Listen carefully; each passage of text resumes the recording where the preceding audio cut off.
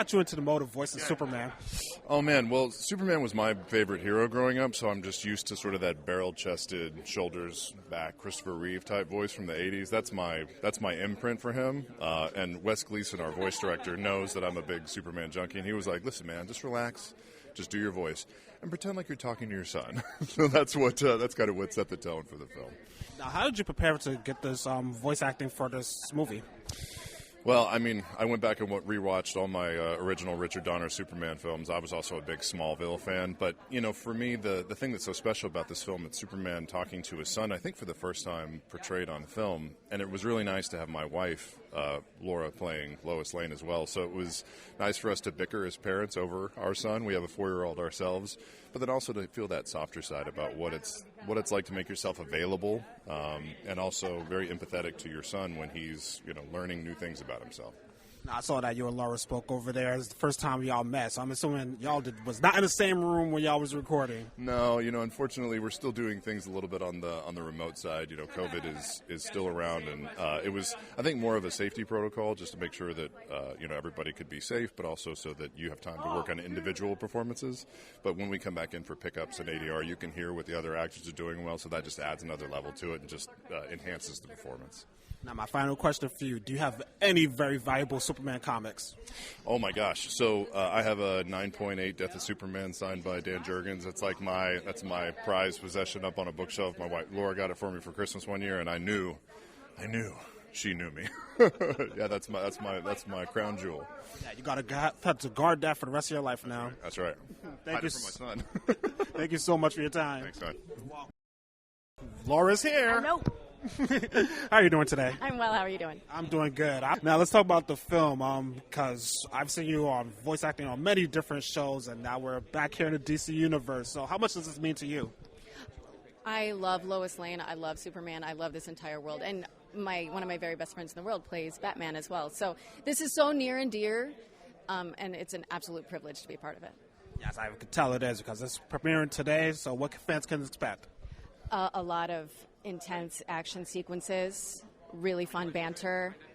Jack and Jack, or John and Damian, being just phenomenal. Now, was there any challenging aspects of getting the voice for Lois Lane to the point where you wanted to sound like her? You know, I luckily have a very close experience with the things that she's experiencing in this project, so I didn't have to go very far to find it within myself.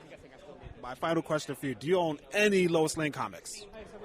Any Lois Lane comics? I mean, I have some Superman comics that she's in, but no Lois Lane. No Lois Lane. Thank you so much for your time today. Thank you. You are welcome. All right, looking right here. Nicely. Can you guys get in a little closer? We got to get an awkward prom picture. Yeah, right?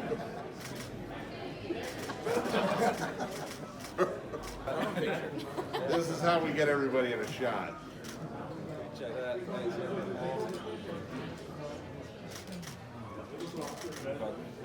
Looking my way. First thing is, Like a magician. This looks so dumb. I can't. I'm sorry. looks like a magician. How are you doing today? I'm doing well, thank you. How are you? I'm doing good. Is this your first New York Comic Con? This is my first New York Comic Con. Yes, it is. Really? Are you enjoying it so far? So far, so good. It's a lot of it, but I'm enjoying it. Yeah, thoroughly. Did you see any Superman things today? No. Wait, what? Any Superman merch today? No, I didn't yet. I haven't really been. We've been in like the back rooms. I haven't really been on the floor yet. But I'm looking forward to going.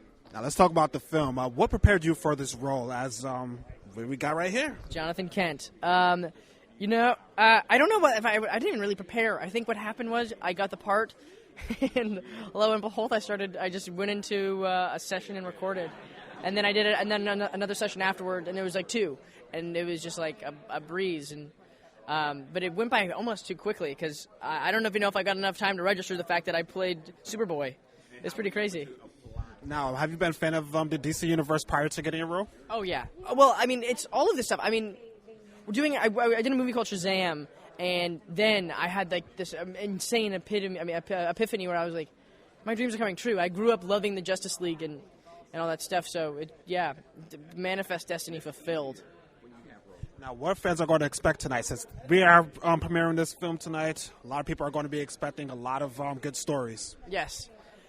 I don't really know. I haven't seen it yet. Oh, you haven't seen it yet. So I'm excited. I'm as excited as everybody else. I'm in for a surprise too. I'm going to be in for a surprise when I see it later. Thank you so much for your time today. Thank you. I appreciate it. Now, did y'all came up with any other name titles prior to Battle of the Super Sons? Called it Super Sons. And then they were like, no. And we're like, okay. The fact is that Batman and Superman are the names people recognize. And, it's smart. It's like they put it on there because they want people to be like, oh, it's a Batman and Superman movie. They're in it. They're a huge part of it. But it's about Super Sons. And our job is to hopefully when people watch it, they begin to be excited about the Super Sons so that they can kind of stand alone. So, yeah, originally that's what we had called it. And then I turned in the script, and it was like years later, It was like, okay, we got to do the titles. And that's what they came up with. Now, when it came to the casting, did you have any involvement in it?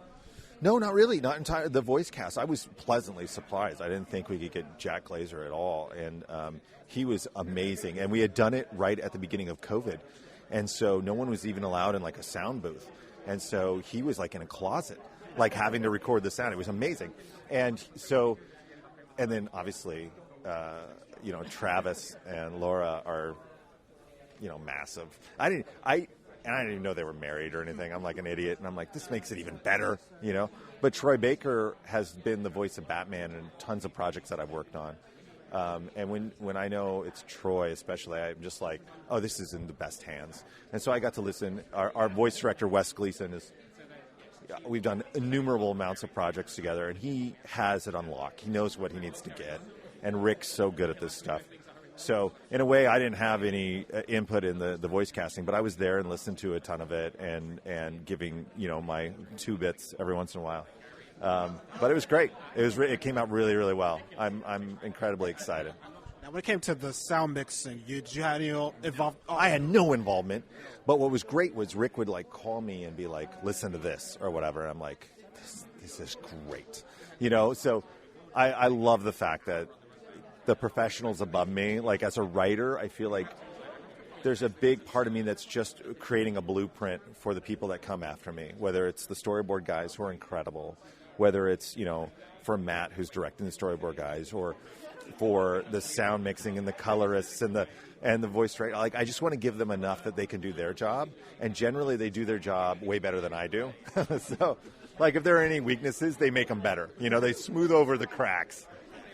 My final question for you, were you satisfied with the final product, or was there anything that had to be cut?